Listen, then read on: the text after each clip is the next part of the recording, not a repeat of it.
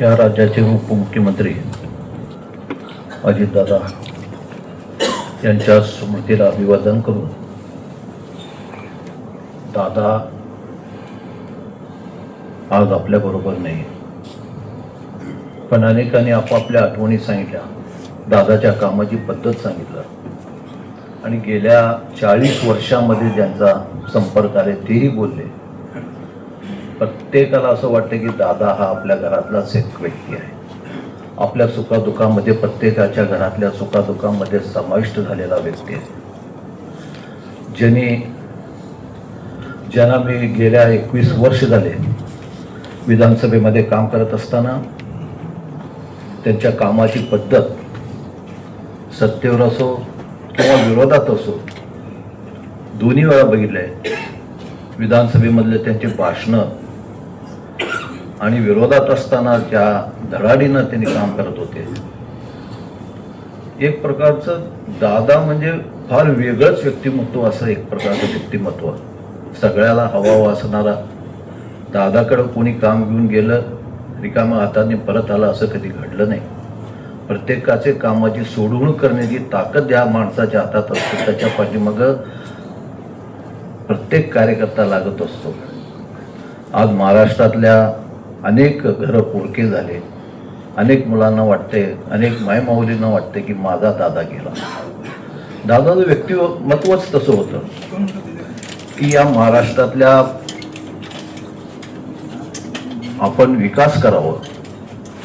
केवळ बारामती नव्हे, पुणे नव्हे किंवा पिंपरी चिंचवड नव्हे, तर महाराष्ट्रातला ग्रामीण भागाचा विकास व्हावा, महाराष्ट्रातला सर्वसामान्य शेतकऱ्यांचा विकास व्हावा. अनेक सहकार चळवळीतनं मोठमोठे कारखाने काढले, अनेक उद्योगधंदे उभे केले आणि महाराष्ट्राला प्रगतीकडे घेऊन गेले. असे हे दादा आज आपल्यात नाही आहेत, पण दादाचं काम, दादाची भाषणं हे आपल्या सातत्यानं आपल्याला प्रेरणा देणार आहे. मी सातत्यानं आपल्या अध्यक्षांना पवारसाहेबांनाही म्हणलो होतो की दादाचं भाषण एक प्रकारचं वेगळंच असणार, की सर्वसामान्य माणसाने त्यांना समोर बसून हाक मारली तरी त्याला उत्तर देण्याचं ज्याच्यामध्ये बळ होतं, असं हे दादा. आणि मी गाडीतनं जात असताना, येत असताना कधी त्यांचं क्लिप असू द्या किंवा त्यांचे भाषणं सातत्यानं ऐकू वाटणारं असं, आणि त्याच्यात एक प्रेरणा माणसाला मिळत होते, एक ऊर्जा मिळत होतं. असे दादा आज आपल्यात नाही आहेत, पण दादाची स्मृती तुमच्या आमच्या आयुष्यभर आपल्या मनामध्ये राहणार आहेत. आज त्यांना भावपूर्ण श्रद्धांजली वाहतो.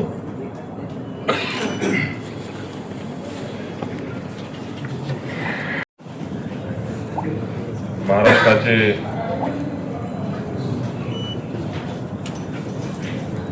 मुख्यमंत्री आदरणीय दादांची शोकसभा होती आहे. त्या शोकसभेसाठी बोलण्यासाठी या ठिकाणी उभा आहे. दादांबद्दल या ठिकाणी या सभागृहातल्या संपूर्ण अनेक वक्त्यांनी या ठिकाणी दादाबद्दल बरेच या ठिकाणी सांगितलं. कारण का सकाळच्या 9 वाजता मोबाईल घेऊन मी जेव्हा नाश्ता करत बसलो होतो घरामध्ये, अपघात झाला विमानाचा म्हणून असं फक्त बातम्या येत होत्या. ज्या वेळेला खरोखरच 9:30च्या नंतर 9:45च्या सुमारास दादांचा त्या विमान अपघातामध्ये मृत्यू झाल्याची बातमी ज्या वेळेला समजली, ती निधनाची बातमी ऐकून काय सुचतच नव्हतं मुळात. त्या दिवशीच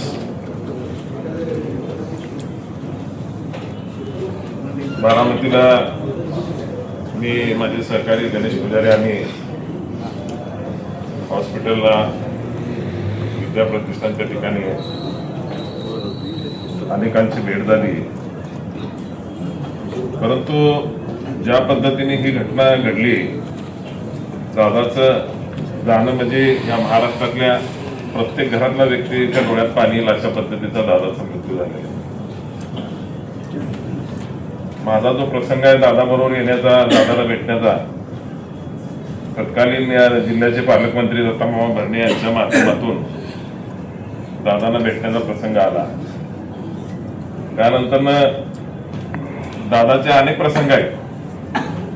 सोलापूरच्या विकासाच्या दृष्टिकोनात असतील, महाराष्ट्रातल्या कुठल्याही खेडोपाडी, कुठल्याही छोट्या छोट्या भागातले विषय असतील, दादांनी अतिशय प्रत्येक गोष्टीवर बारकाईनं लक्ष देऊन या महाराष्ट्राच्या सर्वांगीण विकासासाठी दादांनी जो प्रयत्न केलेला आहे, दादा म्हणजे या महाराष्ट्रातल्या मातीत तयार झालेला नेता आहे. ही जी दुनिया सध्या आताची जी दुनिया आहे, ही मोबाईल, सोशल मीडियाच्या माध्यमातून आज नेते तयार होतात. परंतु दादाने त्या पुण्याच्या मार्केटमध्ये जाऊन दूध विकून, भाजी विकून, आपल्या शेतातली सहकार चळवळीमधून ग्रामीण राजकारण आणि शहरी राजकारणाचा मेळ घालून दादानी या महाराष्ट्रामध्ये 40 वर्षामध्ये दादानी जे कार्य केलं, 40 वर्षामध्ये अशा पद्धतीचा नेता या महाराष्ट्राला मिळणार नाही परत. आदरणीय पवार साहेबांच्या तालमीत तयार झालेला आणि स्वतःच गट्स, काम करायची पद्धत, आज त्या काम करायच्या जी दादांची जी गती होती, त्या गतीनंच दादाला या ठिकाणी आपल्यापासून दूर घेऊन गेलेलं आहे. खऱ्या अर्थानं एक दादाचा कार्यकर्ता म्हणून आदरणीय दादाने जी आमच्यासारख्या कार्यकर्त्याला ज्या पद्धतीनं सहकार्य केलं, कोणताही विषय दादाकडे घेऊन जाऊ द्या, झटकनी फोन लावले, पटकनी काम करणे, ही दादाची या ठिकाणी एक ओळख होती. अनेक प्रसंग आहेत सांगण्यासारखे. प्रसंग सांगत गेलं तर या ठिकाणी वेळ पुरणार नाही. सगळे या सभागृहातले समस्त मान्यवर नेत्यांचं या ठिकाणी दादाबद्दलचे जे ऐकायचं आहे त्यांच्याकडून, त्यामुळे मी या ठिकाणी इथंच थांबतो आणि दादांना या ठिकाणी भावपूर्ण श्रद्धांजली वाहतो. आणि घरातले जेवढेही बघत होते टीव्हीकडं, ते सगळ्यांच्या डोळ्यात पाणी आलं. हे दादांनी प्रत्येक घरात कमावलेलं आहे. महाराष्ट्राला एक स्वप्नवत महाराष्ट्र परिपूर्ण करण्यासाठी तिने स्वप्न बघितले. स्वतःच्या खाजगी आयुष्यात तर ते लढले, राजकीय लढले, पण महाराष्ट्रासाठी सुद्धा लढले. असा नेता पुन्हा होणे शक्य नाही असं मला वाटतं. मी माझ्या कुटुंबाकडनं, माझ्या पक्षाकडनं त्यांना विनम्र आदरांजली व्यक्त करतो. आदरणीय आमचे श्रद्धास्थान अजितदादा पवारसाहेब यांचे पवित्र अस्थिकलश उद्या दिनांक 2 सोमवार दुपारी 4 वाजता राष्ट्रवादी काँग्रेस पार्टीच्या कार्यालयामध्ये आणण्यात येणार आहे. आदरणीय दादांच्या अंत्ययात्रेला जे लोक जाऊ शकले नाहीत, त्यांनी दर्शन घेण्याकरता, त्यांच्यावर प्रेम करणारे त्यांचे कार्यकर्ते, त्यांचे चाहते यांना दर्शन करण्याकरता उद्या 4 वाजल्यापासून ते संध्याकाळी 7 वाजेपर्यंत दादांच्या पवित्र अस्थिकलशाचं दर्शन करण्याकरता राष्ट्रवादी काँग्रेस पार्टीच्या कार्यालयामध्ये उपलब्ध करण्यात येणार आहे. तरी दादावर प्रेम करणाऱ्या सर्वांना मी आवाहन करतो की त्यांनी आदरणीय दादांच्या अस्थिकलशाचं दर्शन घ्यावं. आदरणीय अजितदादांना आदरांजली वाहण्यासाठी आपण सोलापूरकर मंडळी या ठिकाणी जमलेलो आहोत. खरं म्हणजे अत्यंत दुर्दैवी ही वेळ आपल्यावरती या ठिकाणी आलेली आहे. अजितदादांच्या अनुषंगानं त्यांच्यासोबत काम केलेले अनेक नेते, कार्यकर्ते या ठिकाणी आहेत. 1999 पासून 2013 पर्यंत जवळपास 14 वर्ष राष्ट्रवादीचा प्रदेशचा पदाधिकारी म्हणून आम्ही अजितदादांच्या सोबत काम केलं, त्यांना अत्यंत जवळून पाहिलं. अजितदादा हे खऱ्या अर्थानं यशवंतरावजी चव्हाण, वसंतदादा पाटील, वसंतरावजी नाईक साहेब आणि सन्माननीय पवार साहेबांच्या विचाराचे वारस म्हणून या महाराष्ट्रामध्ये काम करत आले. त्यांनी कुठेही जात, धर्म, पंथ, भाषावाद, प्रांतवाद त्याचा कुठेही आधार घेतला. विकासाचं राजकारण, सर्वसामान्य माणसाचं राजकारण, शेतकऱ्यांच्यासाठी जे काही करता येईल ते प्रामाणिकपणे करण्याचं काम त्यांनी केलं. आणि म्हणून अजितदादा घरामध्ये पवार साहेबांच्या सारखा मोठा नेता असताना, मोठ्या घरामध्ये जन्माला येणं, आपलं कर्तृत्व सिद्ध करत असताना खरं म्हणजे कठीण असतं. पुढचा जो माणूस येतो त्यावेळेला मोठ्या घरातल्या मोठ्या माणसाची नेहमी तुलना होते. परंतु अजितदादांनी स्वतःच्या कर्तृत्वाने हे सिद्ध केलं. आणि पवार साहेबांना देखील आता अलीकडच्या काळामध्ये अजितदादांच्या बाबतीमध्ये खूप चांगलं मत तयार झालेलं होतं. त्यांना त्यांच्याविषयी नाज वाटत होता. हे आपण सगळ्यांनी पाहिलेलं आहे. त्यामुळं सन्माननीय अजितदादांना अचानकपणे जावं लागलं. ही वेळ आमच्या बाबतीत सुद्धा आमचे सहकारी नेते विनायकरावजी मेटे साहेब असेच अपघातामध्ये गेले. त्या दुःखामध्ये आणि त्या अडचणीमधून आजपर्यंत आम्ही सावरू शकलो नाही. विनायकरावजींनी अजितदादांना अत्यंत म्हणजे सहकार्याची भूमिका घेतली. त्यांना साथ देण्याचा प्रयत्न केला. ते आपल्याला माहिती आहे. अजितदादा गेल्याच्या नंतर मी आजच्या या शोकसभेच्या माध्यमातून एवढंच सांगेन, आम्ही मराठी माणसं, महाराष्ट्रातला जो माणूस आहे त्या माणसांना नेहमी असं वाटतं की महाराष्ट्रातल्या मातीतल्या माणसांच्या हातामध्ये महाराष्ट्राचं राजकारण असावं. जसं ठाकरे बंधूंचं एकीकरण व्हावं, एक व्हावेत असं महाराष्ट्राला वाटत होतं. अशाच प्रकारची भावना आज आमच्यामध्ये आहे. आम्ही जरी त्या पक्षात नसलो तरी राष्ट्रवादीचा जो परिवार आहे, पक्षाचा निर्णय शेवटी त्या पक्षाचे नेते घेतील, पण भविष्यामध्ये राष्ट्रवादी एक झालेला हा पाहायला महाराष्ट्राला आवडेल. हे आजच्या या निमित्तानं मी आपल्यासमोर व्यक्त करतो. आणि दुसरी एक महत्त्वाची गोष्ट असे मला वाटते की या राष्ट्रवादीच्या माध्यमातून जो ग्रामीण भाग आहे त्या ग्रामीण भागावरती अजितदादाची विशेष पकड होती. आपल्याला सगळ्याला माहिती आहे की सरकार अत्यंत चांगल्या प्रकारे चाललेलं होतं. एकनाथजी शिंदे साहेब आणि देवेंद्रजीचं सरकार इथे चांगल्या पद्धतीने चालू होतं. परंतु संख्याही पुरेशी होती. तरी सुद्धा अजितदादाचा जो पक्ष आहे तो त्यांनी सामील करून घेतला. त्याचं कारणच असं होतं की महाराष्ट्रातल्या ग्रामीण भागाची जी नाडी आहे, महाराष्ट्रातला जो शेतकरी समाज आहे त्याच्यावरती पकड असलेला हा नेता आपल्यासोबत जर आला तर चांगल्या प्रकारे महाराष्ट्राला आपण पुढं घेऊन जाऊ शकू असं देवेंद्रजींना वाटलं. म्हणून त्यांनी अजितदादाला त्यावेळेला सोबत घेतलं. आणि आज आपण पाहतोय तिघांचं, देवेंद्रजी असतील, एकनाथजी शिंदेसाहेब असतील किंवा अजितदादा होते, या तिघांचा अतिशय समन्वय अत्यंत चांगल्या पद्धतीनं सुरू होता. आणि त्याच्यामध्येच राष्ट्रवादीचे एकीकरण सुद्धा होतं की काय असं चित्र निर्माण झालेलं होतं. पण काळाला कदाचित ते पटलं नसेल, परंतु ते एकत्रित काम करावं. आणि हे सरकार पुढे जात असताना, सरकारच्या माध्यमातून अनेक चांगले निर्णय पुढे जात असताना शेतकऱ्यांसाठी अजितदादांनी अनेक महत्त्वाचे निर्णय घेतले. आज सुद्धा ग्रामीण भागामध्ये आपण पाहिलं तर शेतकऱ्यांचं जो लाईट बिल आहे ते सुद्धा आज मोफत लाईट बिल दिली जाते ग्रामीण भागामध्ये. फार मोठं ते काम आहे. आणि अशी शेकडो कामं सरकारच्या माध्यमातून अजितदादांनी केलेली आहेत.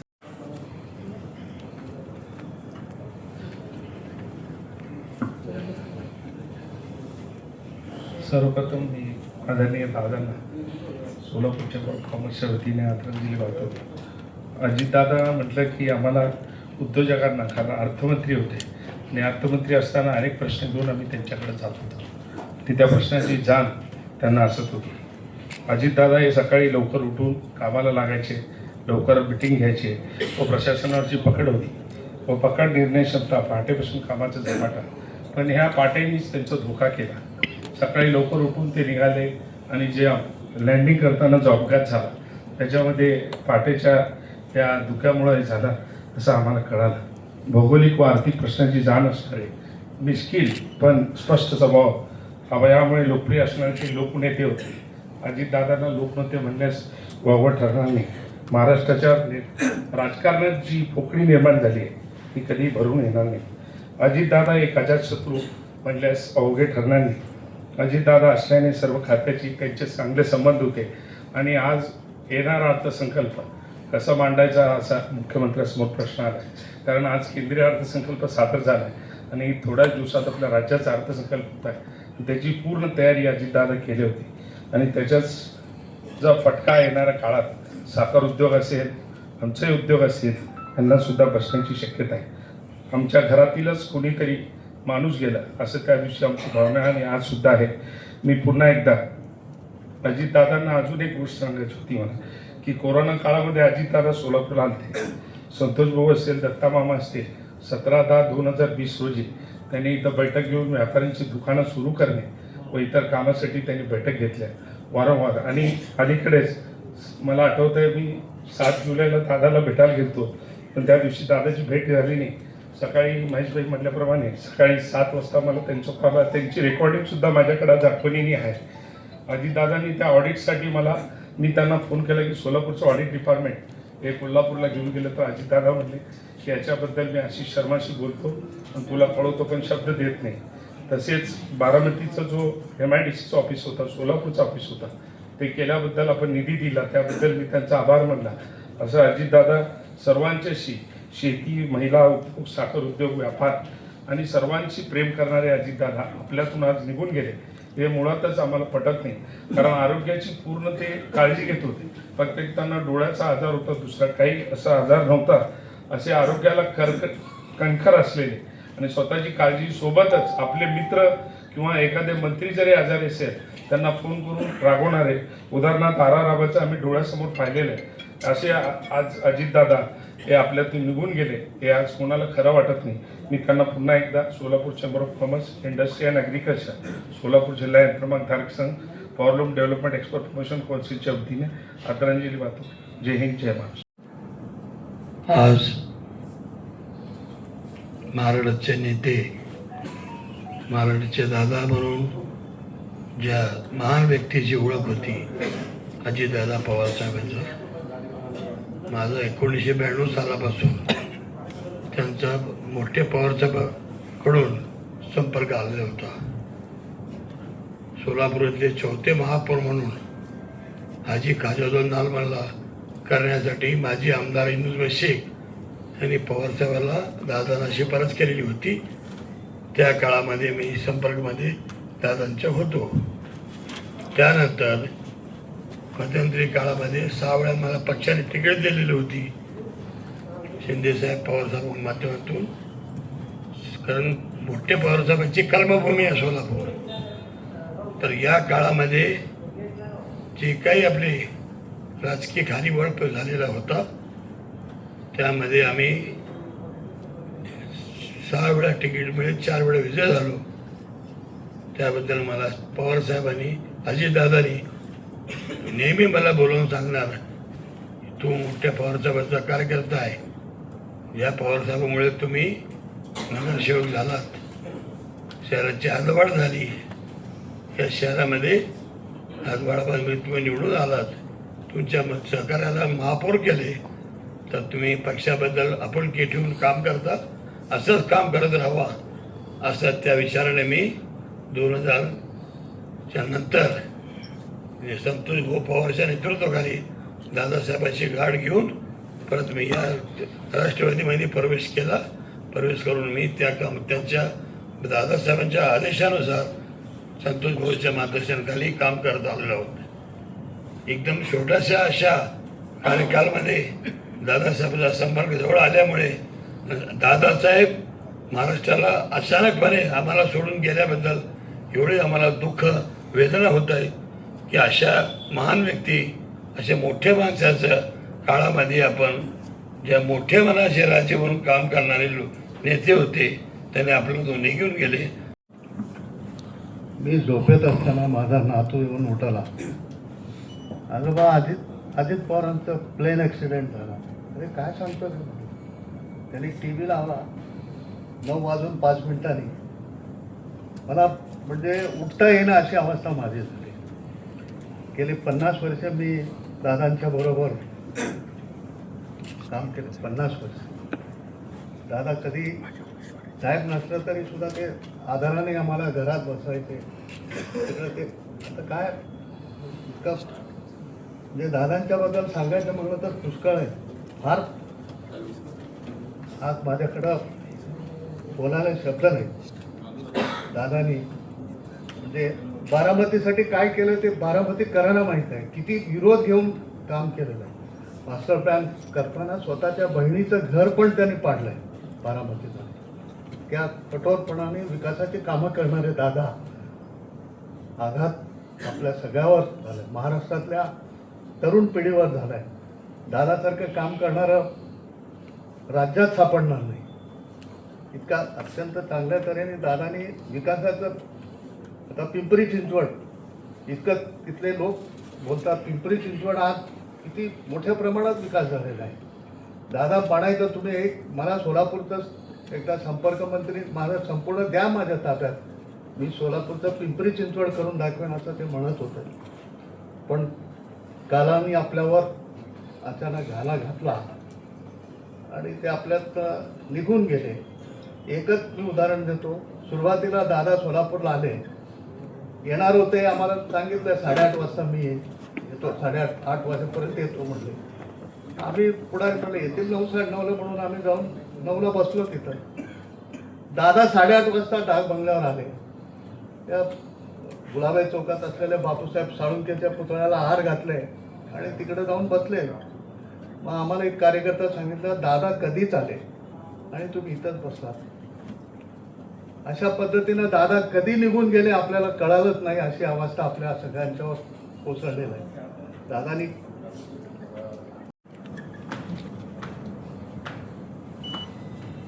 मी फार काळ कमी त्याच्यावर राहिलो.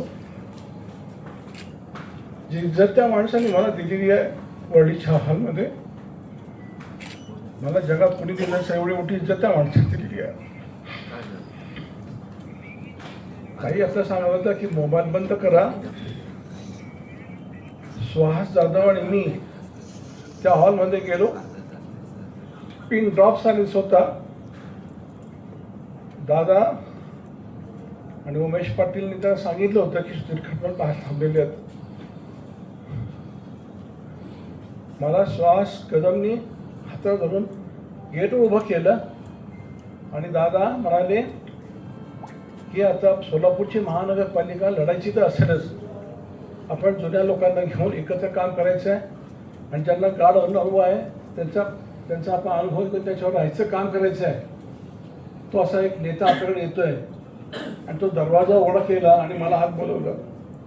I was surprise that day. मला इतकं वाईट वाटलं की आज दादा करत नाही. त्यांनी माझी फार मोठी इज्जत केली आहे.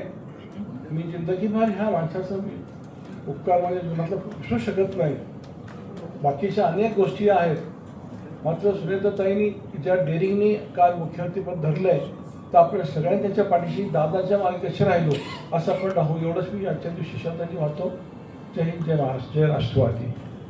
त्या गावामध्ये हे घडवून दाखवलेलं आहे. कुठेही खोके नाहीत, कुठेही प्रकारची म्हणजे अस्वच्छता नाही आणि सगळी महत्वाची कार्यालयं बारामतीसारख्या ठिकाणी दादांनी नेलेली आहेत. अशा प्रकारे म्हणजे आदरणीय शरद पवार साहेबांच्या पेक्षाही अधिक वेगाने काम करणं म्हटलं तर वाघोहोडांनी अशा वेगाने दादा काम करायचे. आज महाराष्ट्र नाही तर महायुती पण त्यांच्या जाण्याने पोरकी झालेली आहे. माननीय मुख्यमंत्री देवेंद्र भाऊ यांचा उजवा हात असलेले अजितदादा आज त्यांचा उजवा हात निखळलाय असं म्हटलं तर वावगं होणार नाही. आणि महायुतीतला एक महत्वाचा घटक म्हणजे अजितदादा पवार हे आज आपल्यामध्ये नाहीत. ही आपल्या सर्वांच्या ज्या भावना आहेत त्या सगळ्यांच्या भावनांना आपल्याला कुठेतरी आवर घालून आपल्याला अजितदादांसारखं काम कसं करता येईल, त्यांच्या राहिलेल्या जी कामं असतील, जो महाराष्ट्राचा विकास असेल, आपल्या गावाचा विकास असेल, सोलापूरच्या विकासाबद्दल त्यांना जी आस्था होती, त्यांचा पाणी पुरवठा असेल आणि या सगळ्या गोष्टींच्या त्यांनी केलेली धडपड असेल, ती जर आपल्याला पूर्णत्वाला न्यायची असेल तर अजितदादांचं जे स्वप्न आहे ते साकार करण्यासाठी आपणही त्यांच्यासारखंच अहोरात्र काम करण्याची आपल्याला गरज आहे. आणि हीच खरी दादांना श्रद्धांजली ठरेल असं मला वाटतं. भारतीय जनता पार्टी शहराच्या वतीने आणि आमच्या कुटुंबियांच्या वतीने दादांना भावपूर्ण आदरांजली अर्पण करते.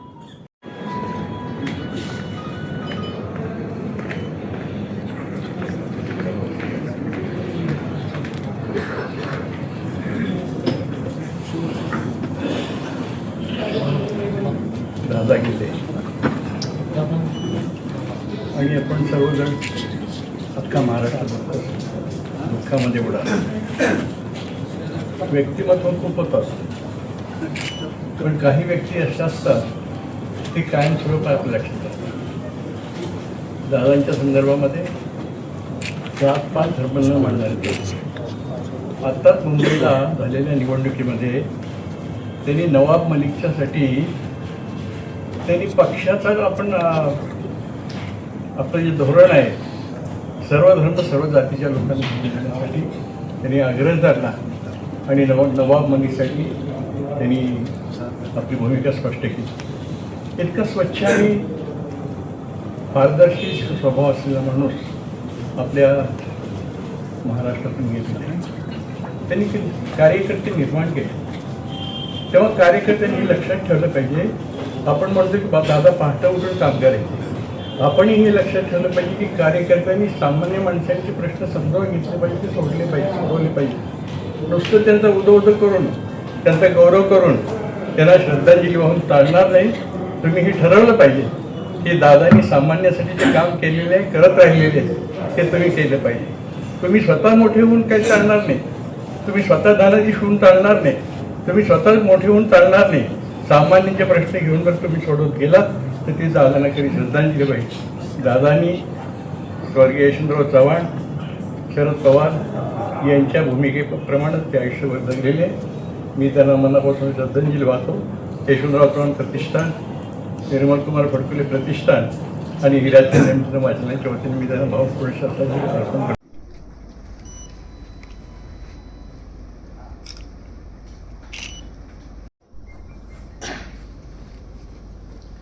शोकसभा या ठिकाणी घेतल्याबद्दल संतोष बुवा त्यांच्या पक्षाच्या या ठिकाणी आभार व्यक्त करतो.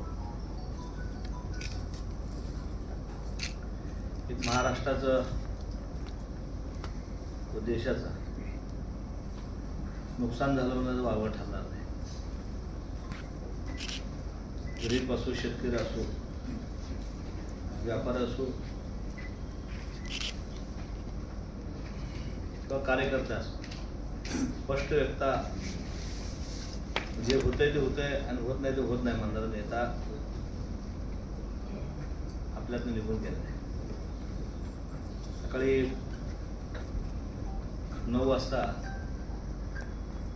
आम्ही पार्क चौकात अविनाशजी कुलकर्णी, सुरेश फलमारे, अमोल बाप्पा, एकाच फोन आला, विमान दुर्घटनामध्ये दादा आणि 6 लोक गेले असे फोन आला. आम्हाला कुणालाच खरं वाटेना.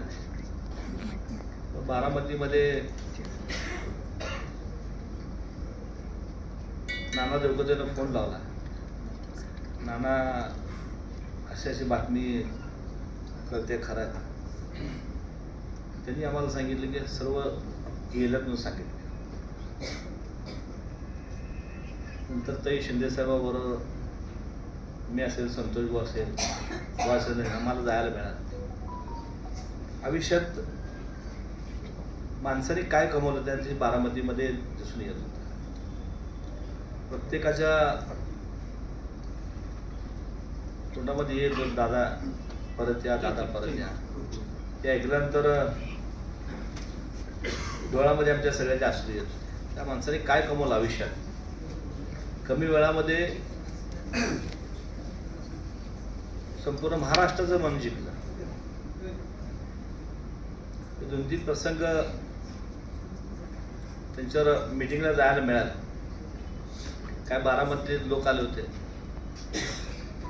बारामती लोकांनी शेतकरी एवढं लांब येता कशाला. मी जर सोमवारी बारामतीमध्ये असतो, अख्खे मंत्रिमंडळ त्या ठिकाणी असतात, एवढा खर्च करून येता कशाला. तुम्हाला बारामतीमध्ये सोमवारी वेळ दिला, तुम्ही सोमवारी बारामतीमध्ये थांबायचं. जेवढा विचार करणारा नेता महाराष्ट्रामध्ये दुसरा कोण नाही.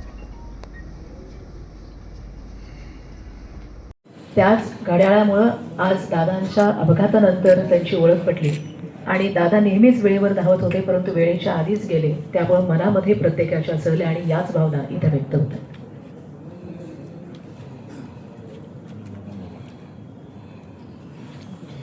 महाराष्ट्र राज्याचे उपमुख्यमंत्री माननीय अजितदादा यांचं 4 दिवसाखाली जे निधन झालं त्यानंतर जो महाराष्ट्र मूर्खा झाला आहे, प्रत्येक महाराष्ट्रातल्या व्यक्तीला असं वाटतं की माझ्या घरातलं कुणीतरी निधन पावलं आहे, अशा भावना प्रत्येक राजकारणाविरीत लोकांच्या पण आहेत. अजितदादांबद्दल प्रत्येकाने आत्ता त्यांचा अनुभव सांगितला आहे, त्यांनी त्यांच्यासोबत केलेलं काम सांगितलं आहे. पण खऱ्या अर्थानं महाराष्ट्रातल्या अनेक पिढ्यांचं नुकसान अजितदादांच्या जाण्याने झालेलं आहे. कारण इतका दूरदृष्टी असलेला आणि सगळ्याला हवा हवा असलेला आणि सगळ्यांचा विचार करून राजकारणात निर्णय घेणारे अजितदादा. खरं तर महाराष्ट्रात बऱ्याच नेत्यांसोबत जवळून भेटण्याची संधी मिळाली, त्यांच्यासोबत कामही करता आलं. पण असा एक नेता होता की त्यांना आदरयुक्त भीती असलेला नेता जर कोण असेल तर अजितदादा होते. कारण तुम्ही सगळ्यांनी त्यांच्यासोबत काम केलंय. सगळ्या नेत्याला गोल गोल बोललं तर चालत होतं, पण अजितदादांपाशी असा कोणताही शब्द बोलला तर ते दादा लगेच चटकन पकडून घ्यायचे की तुझ्या ताकदीपेक्षा तू जास्त बोलतोय. ही क्षमता असलेला आणि असा नेता महाराष्ट्रात अजितदादा होते हे सगळ्यांना माहीत आहे. बारामतीला त्या दिवशी घटना घडली आणि संतोष भाऊंबरोबर मी पण गेलो. मी ह्याआधी बारामतीला कधी गेलो नव्हतो, पण जेव्हा पहिल्यांदा दादांच्या बारामतीला बघण्याचा योग आला ते दादा ज्या दिवशी गेले त्याच वेळेस खरंच बारामतीचं त्या दिवशी जिथं दादांचं हॉस्पिटलला नेलं होतं ते हॉस्पिटल जर पाहिलं, मेडिकल कॉलेज, अशी सोलापूर नाही महाराष्ट्रात अन्य कुठं ठिकाणी अशी एवढी छान बिल्डिंग आहे का नाही, एवढं प्रसन्न करणं की आपण बाहेर देशात आहोत का काय, अशा भावना होत्या. ते पूर्ण बारामतीत फिरत असताना. आणि जर एक व्यक्ती एखादं शहर असं करू शकत असतील तर तुम्हाला माहिती आहे की दादांमुळं आपल्या पिढींचं खूप मोठं नुकसान झालेलं आहे. सर्वांनीच त्याच भावना व्यक्त केलेल्या आहेत. पण मी एवढं सांगतो की शिवसेना पक्षाच्या वतीनं आदरणीय शिंदेसाहेब ज्या भावना त्या दिवशी व्यक्त केल्या त्या खूप हे होत्या की शिंदेसाहेबांनी सांगितलं की माझा मोठा भाऊ मी वारले का काय, अशी भावना त्यांनी व्यक्त केली. हीच भावना सगळ्या महाराष्ट्रातल्या राज्यकर्त्याच्या आहे. मी दादांना शिवसेना सोलापूर शहर जिल्ह्याच्या वतीनं भावपूर्ण श्रद्धांजली वाहतो आणि तसेच थोरला मुरडा तालीम असेल, संकेत परिवार असेल यांच्या वतीने भावपूर्ण श्रद्धांजली वाहून थांबतो. जय हिंद, जय महाराष्ट्र.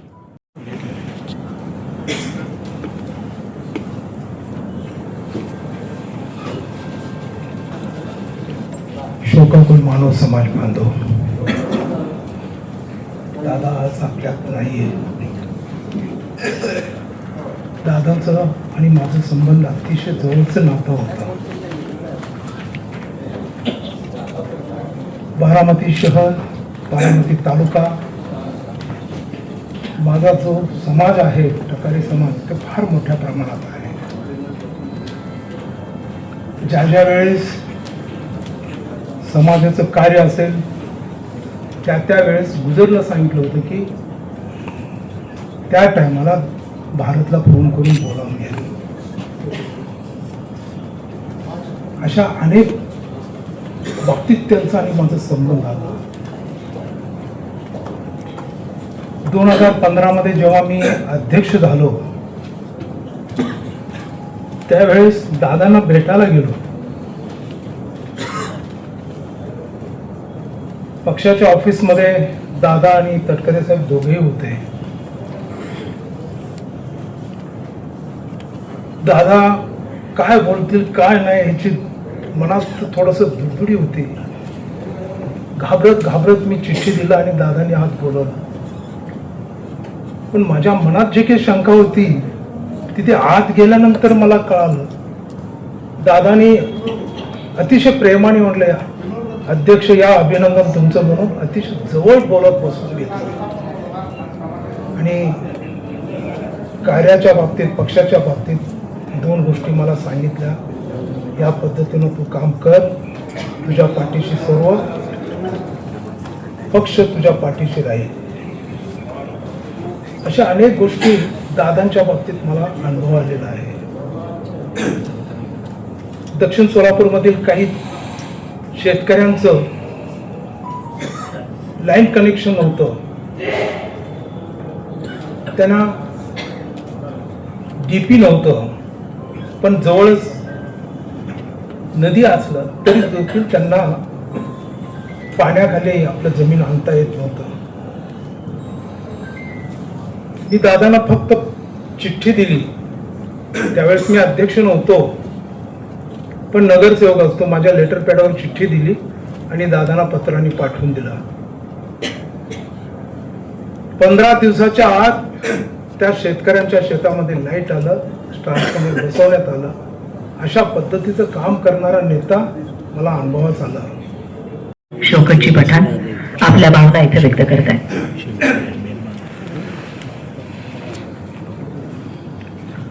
ऑल इंडिया मजलिस इत्तेहाद मुस्लिमीन के बैरिस्टर सदन नवीद साहब, इम्तियाज जलील साहब, अनवर सराज साहब की तरफ से मैं श्रद्धांजलि अर्पित करता हूँ. मेरे को एक बात याद है कि मुझको तो ऐसा लग रहा है कि मुसलमान का लीडर चला गया. कि मुस्लिम समाज की जो भी प्रश्न रहे दादा हमेशा छुड़ा कर भेजते थे. इसी प्रसंग एक याद आती मेरे बात, बम्बई की कुछ टीम अजान के वक्त अजान के बारे में कुछ बात चल रहा था. उसी वक्त जब टीम के साथ मैं भी दादा के पास गए थे, हम 2 मिनट में बात खत्म कर दिया दादा ने कि मुसलमानों की जो प्रश्न थे आज दादा को ऐसा लग रहा है कि 2 मिनट गृह मंत्री को फ़ोन किए और गृह खाते को फ़ोन किए तो 2 मिनट बोल दिए कि वहाँ से कुछ प्रॉब्लम नहीं, आप अजान दे सकते हैं मस्जिद में. ऐसा एक दादा हमारे चले गए. अल्पसंख्यक समाज का जो भी प्रश्न है वो हमेशा दिल से काम करते थे. लेकिन आज हमको समाज को एक ऐसा महसूस हो रहा है कि हमारा कुछ घर का व्यक्ति चला गया है. ऐसी हमको एक हालत नज़र आ रही है. तो ऑल इंडिया मजलिस इत्तेहादुल मुस्लिमीन की तरफ से एक दुख में व्यक्त करता हूँ और सोलापुर शहर की तरफ से मैं श्रद्धांजलि अर्पित करता हूँ. गुरु विष्णु गुरुदेवो महेश्वरा गुरु साक्षात परब्रह्म तन्मे श्री गुरुवेन. मी गुरुराम मागितलं तर दादा ते या महाराष्ट्रातल्या सर्वसामान्य कार्यकर्त्याचे गुरु होते. कार्यकर्त्यांसाठी शिक्षण देणारे नेते. आज त्यांच्याबरोबर गेली 2 वर्षापूर्वी फक्त सहवास आहे. म्हणून तुम्हाला मी सांगू इच्छितो 1941 साली जेव्हा दादा लोकसभेला उभा राहिले तेव्हा त्यांच्या प्रचारासाठी मी 100 वादळाचे कार्यकर्ते सोलापुराचे घेऊन सोलापूर गेलो होतो. ती आठवण दादांनी ठेवली. आणि मी जेव्हा पक्षामध्ये प्रवेश घेतला आणि माझा परिचय देऊ लागलो तेव्हा दादा मला म्हणाले, साहेबाजी तुम्हाला कोण ओळखत नाही, 20 वर्ष तुम्ही कामरेचं काम करताय, ते वादळाचं काम करताय, तुमची ओळख देऊ नका, तुम्हाला काय जबाबदारी देऊ नका. आणि दादानी मला त्यावेळी ऑल इंडिया ते वादळाचं उपादेश केलं. त्या दादाला समर्पणे आदरांजली द्यायला मी उभा राहिलो आहे. माझी पद्धत आहे, मी हिंदीमध्ये शेअरमधून एक शेअर म्हणून मी माझी जागा घेणार आहे. दादाबद्दल मला काय वाटतंय ते त्यामधून घ्यावं. हे बोलल्यानंतर माझा शेअरानंतर कोणती प्रतिक्रिया द्यायची नाही आणि काही बोलायचं नाही. फक्त मी काय शेअरमध्ये बोलतो, मी स्वतः शेअर घेतो. कारण म्हणजे माहिती आहे शेअराचा आहे. दादा तुम्हारी यादें, दादा तुम्हारी यादें हमारे दिल के गुलशन की. दादा तुम्हारी यादें हमारे दिल के गुलशन की वो कलियां हैं जो गिरती रहेगी कभी मुरझाएगी नहीं. दादा तुम्हारी यादें हमारे दिल के गुलशन की वो कलियां हैं जो गिरती रहेगी कभी मुरझाएगी नहीं. दिल सताएगा गम सताएगा, दिल सताएगा, तुम्हारी जुदाई का गम सताएगा. तुम्हारी यादें हमें बिल्कुल सताएगी नहीं, तुम्हारी यादें हमें बिल्कुल सताएगी नहीं, तुम्हारी यादें हमें बिल्कुल सताएगी नहीं. विधान परिषदेची निवडणूक होती. माझ्या मातोश्री नगरसेविका होत्या. त्यावेळेस दीपक निवडणुकीला उभे होते.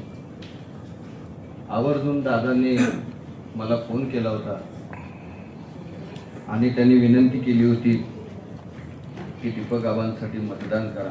आम्ही त्यावेळेस त्यांच्या विरोधात होतो. एवढा मोठा नेता आमच्यासारख्या सामान्य नगरसेवकाला फोन करतो. आम्ही सुद्धा हडबडून गेलो होतो की त्यांची कामाची पद्धत त्यावेळेस आम्हाला अनुभवायला मिळाली की आपला माणूस कसा निवडून येऊ शकतो, त्याच्यासाठी मी काय काय योगदान देऊ. तुम्ही सर्व शक्ती लावून तो आपला माणूस निवडून आणण्यासाठी प्रयत्न करतो. आणि दुसरा प्रसंग म्हणजे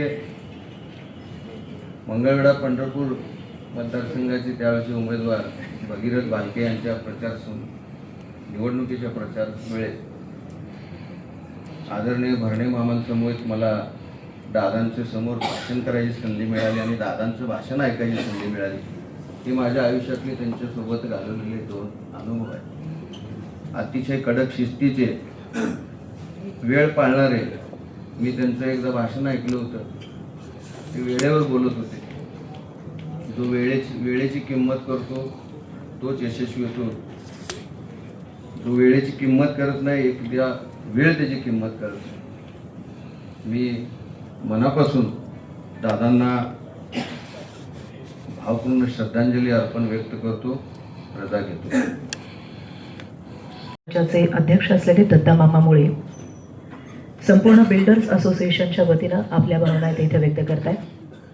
महाराष्ट्र राज्यामध्ये आदरणीय दादांच्या पश्चात अनेक क्लिप व्हायरल झाल्या. आपण बघितल्या की जिथे जिथे प्रशासनामध्ये जिथे जिथे बांधकाम झाले, तिथे जिथे जिथे चूक होती, तिथे तिथे कमी असलेले दादांनी दाखवून दिली इतकी दूरदृष्टी आणि इतकी चांगली दृष्टी त्यांची प्रत्येक कामामध्ये होती. त्यांनी नेहमीच विकासाला इथं प्राधान्य दिलं आणि त्यामध्ये सोलापुरातल्या बिल्डर असोसिएशनला सुद्धा त्यांचं नेहमीच मार्गदर्शन लाभलेलं आहे. आणि या सगळ्या असोसिएशनच्या वतीनं आपल्या भावना इथे व्यक्त होत आहेत. आदरणीय दादा श्रीनम्र अभिवादन करून आज दादांच्या श्रद्धेसाठी उपस्थित असलेले मला खरंच घाबरून येत आहे. मी पहिल्यांदा बिल्डर असोसिएशनचा अध्यक्ष झालो. माझा सत्कार बारामतीला होता. दादा म्हटले, अरे तू सोलापूरचा आहे. हा दादा मी सोलापूरचा. तुझा कसं काय नंबर लागला? काय म्हणलं, आलो मी जरा काम मनोज पोतेकर म्हणून आमच्या दादांबरोबर असतात दादांनी सांगितलं, मनोज हा सोलापूरचा ग्रुप आहे. मी मंत्रालयात येऊ, बारामतीला येऊ, याला डायरेक्ट येऊ आणि खरंच सांगतो, मी बिल्डर असोसिएशनचा अध्यक्ष झाल्यापासून दादांनी अनेक प्रश्नासाठी मी कमीत कमी दादाला 25 वेळा भेटलो असेल. एकदा तर आम्ही दादांना फोन केला, दादांना सांगितलं, दादा असं असं आम्हाला भेटायचं आहे, आमच्या कॉन्ट्रॅक्टरचे प्रचंड अडचणी आहेत. दादा म्हटले तुम्ही बारामतीला या. बारामतीला गेलो, आम्ही 25 जण गेलो होतो पूर्ण महाराष्ट्र. दादांना फोन केला यांना की असं असं ते सगळे आले.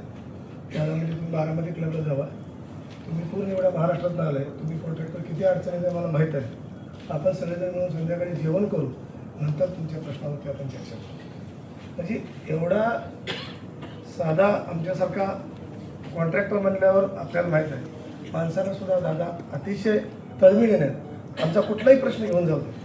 निधीचा विषय असू द्या किंवा कुठलाही महारेगाचा विषय असू द्या, कुठलाही विषय असू द्या, संध्याकाळी तिथं आम्हाला फिक्स त्यांनी बारामती क्लबवर बोलवायचे, तिथं संध्याकाळी सगळे कार्यक्रम करायचे, आमच्याबरोबर काय असं डिस्कशन करायचे. मला ठीक आहे, 2 जण तुम्ही मुंबईला आहे. दादा जाण्याच्या अगोदर 8 दिवसाखाली आमची एक बैठक झाली होती. फायनान्समधलं एक आमच्या असोसिएशनला पत्र आलं होतं, कॉन्ट्रॅक्टरचे 84 कोटी 90 कोटीचे थकीत बिलं आहेत, त्याच्यासाठी गव्हर्नमेंटने एक नवीन पॉलिसी करते, त्याकरिता तुम्ही येऊन भेटा. मग आम्ही गेलो, मंत्रालय लेवलला भेटलो आणि असं आपण अतिशय वाईट वाटते की दादांनी त्या दिवशी 1:30 वाजता मंत्रालयामध्ये 90,000 कोटीचे जे थकीत बिलं आहेत ते कॅबिनेटमध्ये मंजूर केले आणि दुसऱ्या दिवशी सकाळी 8 वाजता दादांची बातमी ऐकली. अतिशय वाईट वाटलं. एवढा सर्वसामान्य लोकांसाठी आमच्या दुःखात आमच्या काय पाठीमागं राहणार आमचा आधार ह्या महाराष्ट्रातून गेला आहे.